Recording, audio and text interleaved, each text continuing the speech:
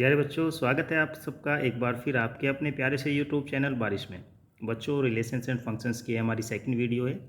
First video में हमने relations के बारे में और उसके टाइप्स के बारे में सीखा और जाना था।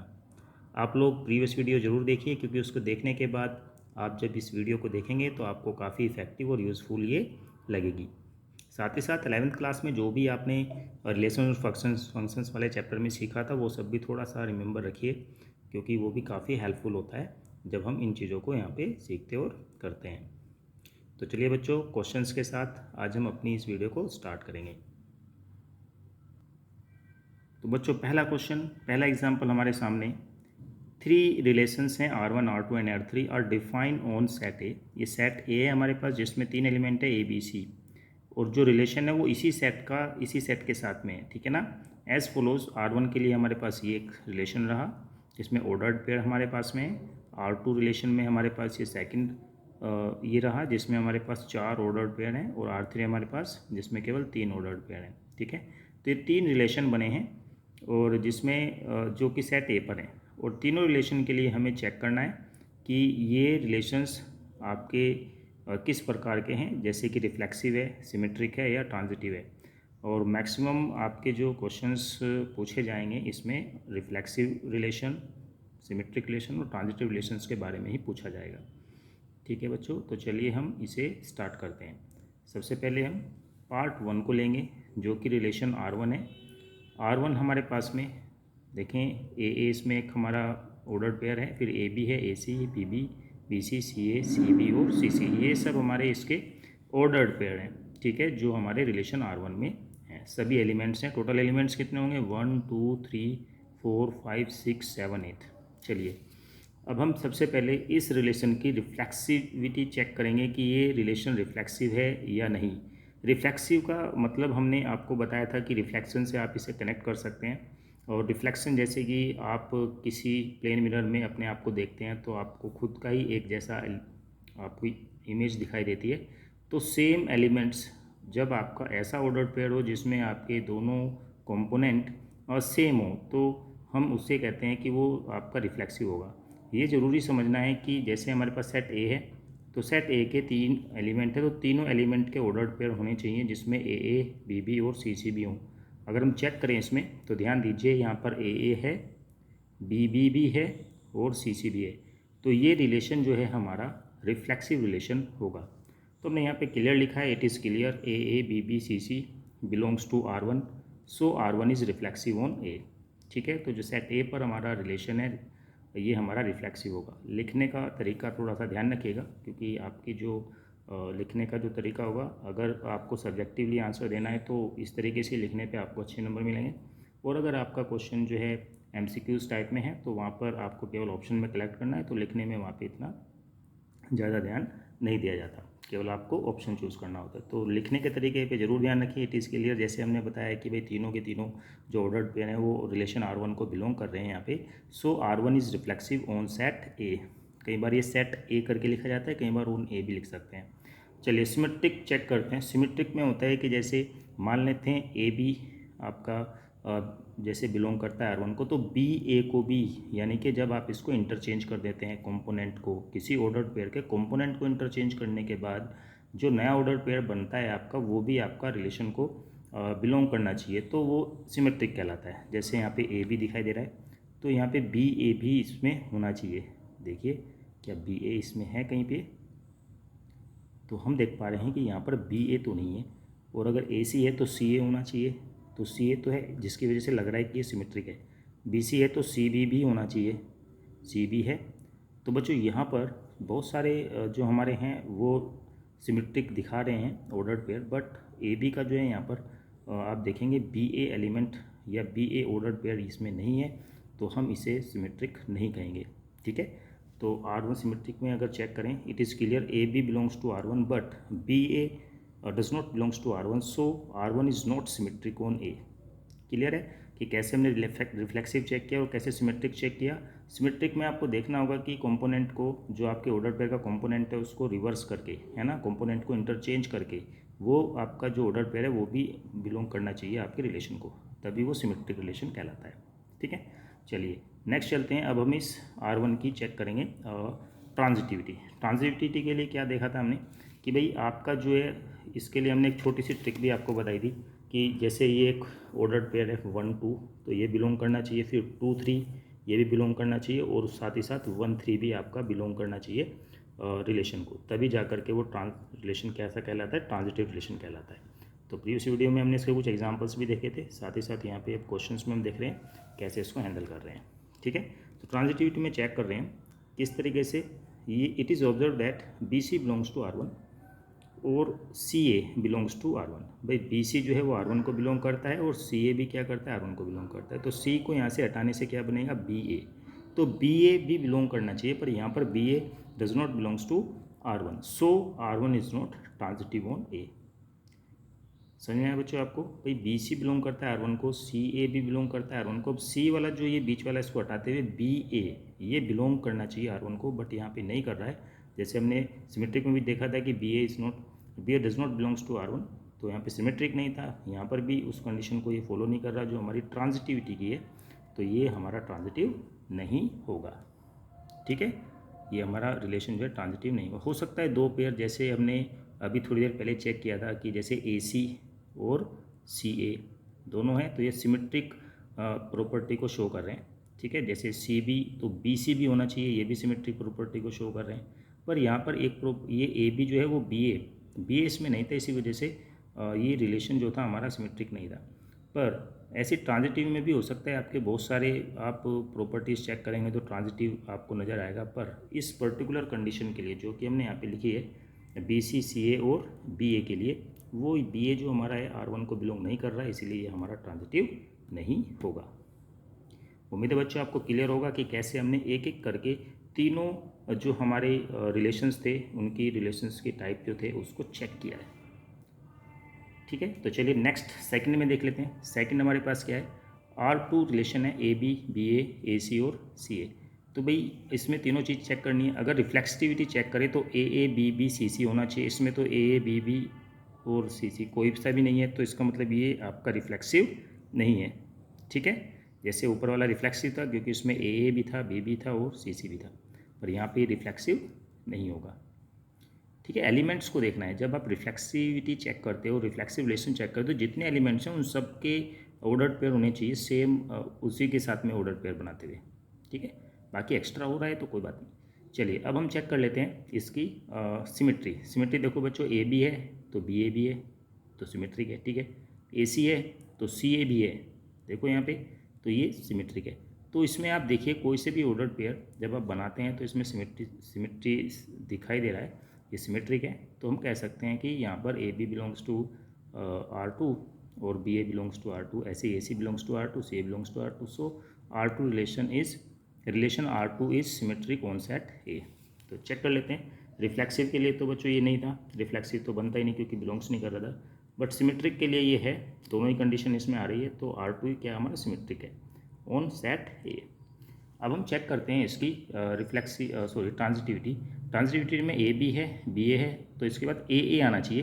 भाई अगर आप चेक करो बच्चों इसमें ए बी बी ए, तो ए सेट इसमें होना ज़रूरी था, पर जो ए ऑर्डर्ड पेयर है वो इसमें नहीं है। ठीक है, क्योंकि बी हट जाता है तो जो स्टार्टिंग है और जो इसका लास्ट है उसका ऑर्डर्ड पेयर होना ज़रूरी है। जैसे यहाँ पे ए सी सी ए, तो यहाँ पर क्या है, अगर ये सी यहाँ से निकालें बीच में से तो ए बचेगा, तो यहाँ पे भी ए, अगर इसमें एक और ऑर्डर्ड पेयर होता ना ए केवल ए इसमें एक और ऑर्डर्ड पेयर होता तो ए आपके इसको भी ट्रांजिटिव बना दे रहा है, इस वाले सिस्टम को भी, और इसको भी जो है ट्रांजिटिव बना दे रहा है। तो केवल एक ए यहाँ पे नहीं है, इसीलिए हम कह सकते हैं कि R2 ये हमारा एक ट्रांजिटिव रिलेशन नहीं है। ठीक है, तो आप इसमें देख पाएंगे it is clear, A B belongs to R2, B A belongs to R2, but A does not belongs to R2, क्योंकि बच्चों ये बी तो हट जाएगा ना। अगर ट्रांजिटिविटी चेक करनी है तो इसका स्टार्टिंग वाला लेते हैं, इसका बाद वाला लेते हैं, तो ए यहाँ पर R2 को बिलोंग नहीं कर रहा है, इसीलिए ट्रांजिटिव रिलेशन नहीं होगा ऑन सेट ए।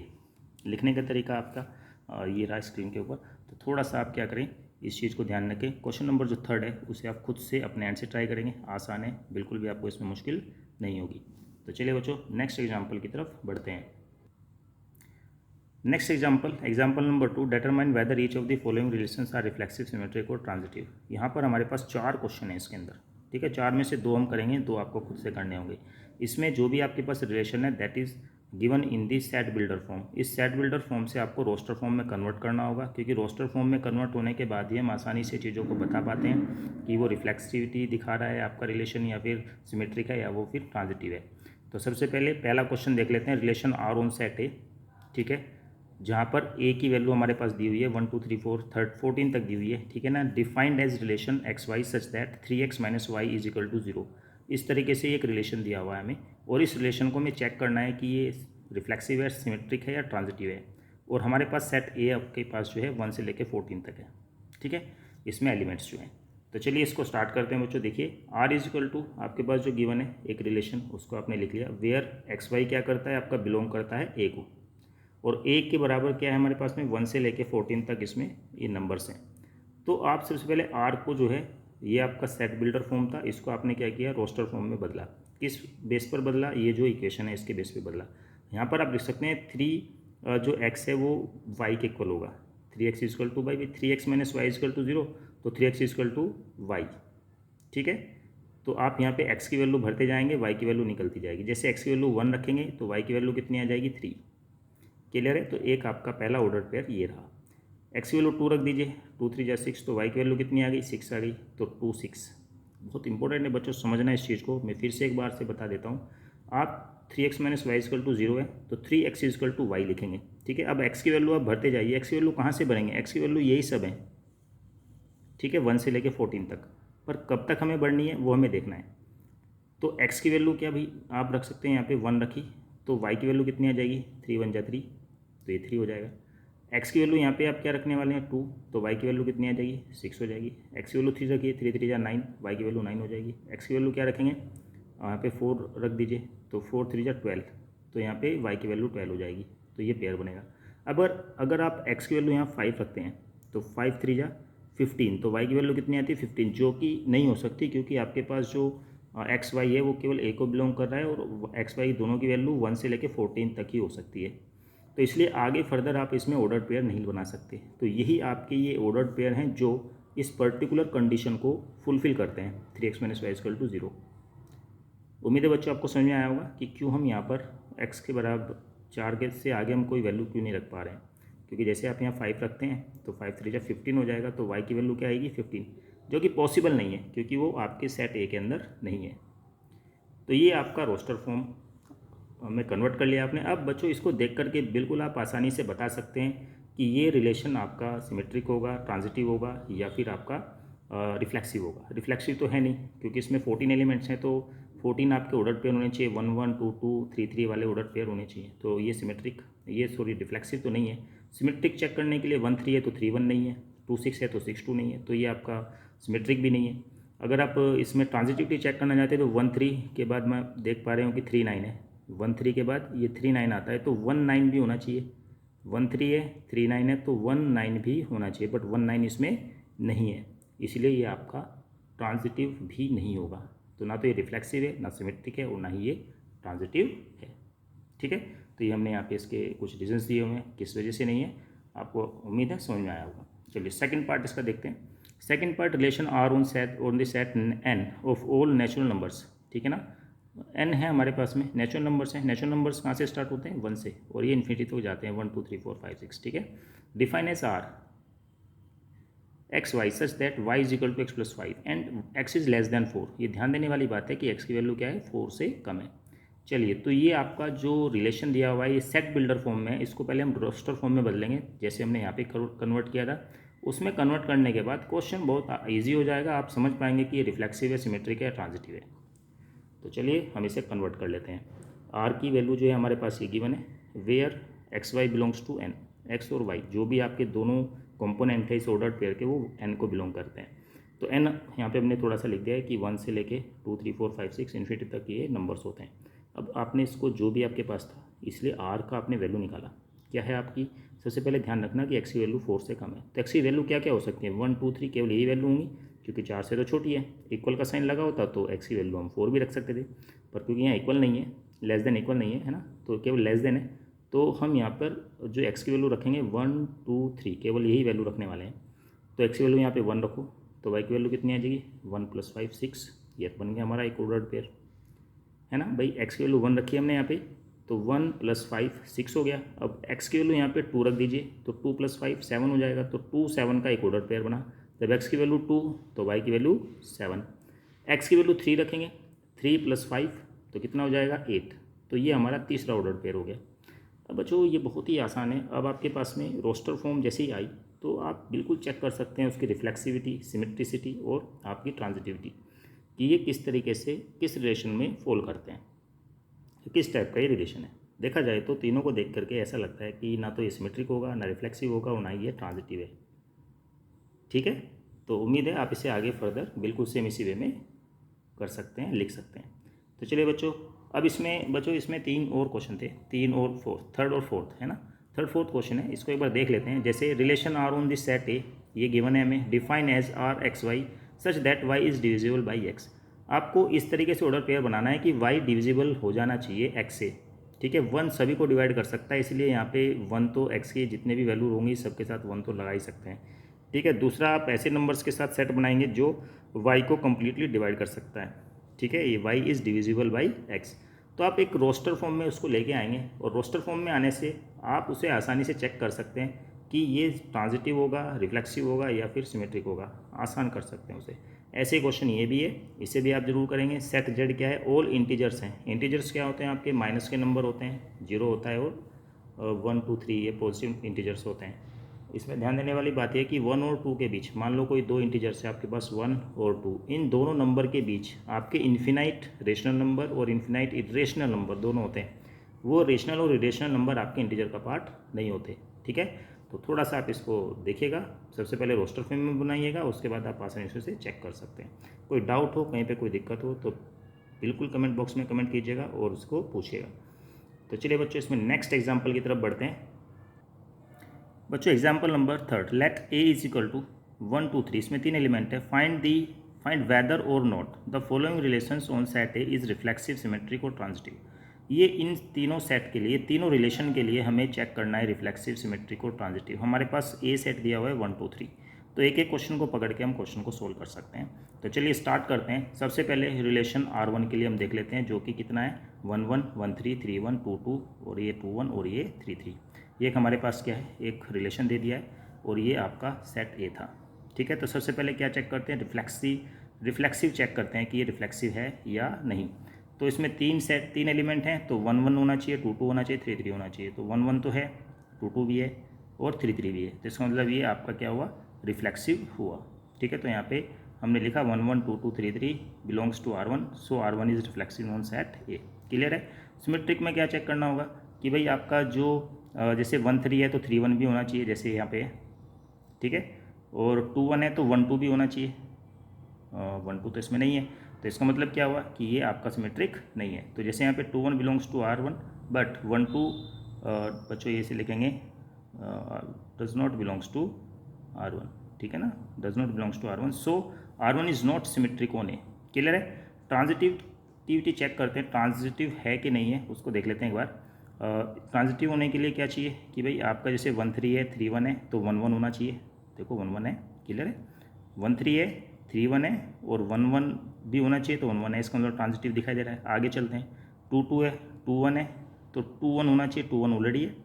भाई बीच का एलिमेंट हटा के जो तुम्हारा ये पहला और दूसरा बनेगा उसका एक पेयर बनाओ ऑर्डर, तो कितना बनेगा 2 1, और 2 1 ऑलरेडी ये है ना। तो ये जो दोनों सेट हैं ऑर्डर्ड पेयर, ये देखा जाए तो ये ऑर्डर्ड पेयर मिलकर के ट्रांजिटिव रिलेशन बनाते हैं। ऐसे 3 ऑर्डर्ड पेयर ये मिलकर क्या बना रहे थे, ट्रांजिटिव रिलेशन बना रहे हैं। ऐसे ये भी ट्रांजिटिव रिलेशन में है। अब आगे चल के देखते हैं और कहीं पे है क्या। अब यहाँ पे देखते हैं बच्चों, जैसे ये आ गया आपका 1 3 3 3 1 3 3 3, बीच का सेम होना चाहिए ना, ये बीच में सेम होना चाहिए। तो 1 3 3 3 फिर 1 3 आएगा, तो आप देख रहे हैं कि 1 3 ऑलरेडी यहाँ पे ये है। तो 1 3 और 3 3 भी आपका एक क्या बना दे रहे हैं, ट्रांजिटिव रिलेशन बना दे रहे हैं। अच्छा, अब एक ध्यान दीजिए बच्चों, यहाँ पे 2 1 लीजिए, 2 1 और 1 3 लीजिए, 2 1 1 3। ठीक है, इसको मैं थोड़ा सा इधर लिख देता हूँ। जैसे बच्चों यहाँ पर देखिए, ट्रांजिटिविटी चेक करने के लिए हमने 3 3 देखा था, फिर 3 1 देखा, तो ये सब तो मैच कर रहे थे, लग रहा था कि ट्रांजिटिव है। बट लास्ट में आप देखो 2 1 बिलोंग्स टू R1। ठीक है, अभी हमने देखा कि भाई ये 2 1 जो है R1 को बिलोंग करता है। और आपके बाद फिर 1 3, 2 1 के बाद 1 3 आया, 1 3 भी जो है बिलोंग करता है R1 को। उसके बाद 2 3 आना चाहिए, 2 3 आपका does not belongs to R1, so R1 is not transitive on set A. तो बच्चों ये जो स्टार्टिंग में हमने एक ऑप्शन ये लिखा, सेकंड ऑप्शन ये लिखा, आप चाहें तो इसको लिखें या मत लिखें, क्योंकि जो कारण है में वो लिखना ज़रूरी है। इनसे तो कारण पता चलता है कि ट्रांजिटिव है दोनों से ही, ये वाला जो लाइन है और इस वाली लाइन से तो पता चलता है कि ट्रांजिटिव है, बट जो थर्ड है उससे पता चलता है कि ट्रांजिटिव नहीं है। तो ये ओवरऑल जो है आपका रिलेशन जो है ट्रांजिटिव नहीं होगा। काफ़ी इंपॉर्टेंट है, ध्यान से इसको सीख कर समझ के करने की कोशिश कीजिएगा। चलिए नेक्स्ट इसमें देख लेते हैं। जैसे अब आपके पास में रिलेशन आ गया, R3 हमने लिया है, R2 का आप खुद से कीजिएगा बच्चों, कर सकते हैं। जैसे ध्यान से देखें 1 2 3 है, तो भाई ये सिमेट्रिक ट्रांजिटिव तो नहीं है, क्योंकि 1 1 नहीं है इसमें, 2 2 नहीं है, 2 2 है केवल, 3 3 नहीं है। तो इस वजह से ये आपका क्या हुआ, ये आपका एक ट्रांजिटिव नहीं बच्चों, रिफ्लेक्सिव नहीं है, ठीक है, रिफ्लेक्सिव नहीं है। सिमेट्रिक भी देखें तो 3 1 1 3 2 2 2 2 रहेगा, तो ये सिमेट्रिक है, ठीक है बच्चों, ये वाला रिलेशन सिमेट्रिक है। और अगर हम बात करें इसकी ट्रांजिटिविटी की तो 3 1 1 3 पर 3 3 नहीं है, ध्यान दे रहे हो, 3 1 1 3 और 3 3 होना चाहिए था, जो कि यहाँ पे नहीं है, तो ये ट्रांजिटिव नहीं होगा। तो ये R2 के बारे में। R3 के बारे में चेक कर लेते हैं। R3 को देखो बच्चों, 1 3 3 3, ये दो ही केवल ऑर्डर्ड पेयर हैं। अगर ध्यान दें इसकी ट्रांजिटिविटी पे, तो यहाँ पे 1 3 3 3 फिर 1 3, ट्रांजिटिविटी की बात कर रहे हैं बच्चों, ट्रांजिटिविटी, तो 1 3 3 3, तो 3 3 को हटाओ यहाँ से बीच से, तो 1 3 एक ऑर्डर पेयर आना चाहिए, वो है ऑलरेडी 1 3, तो इसका मतलब ये ट्रांजिटिव है।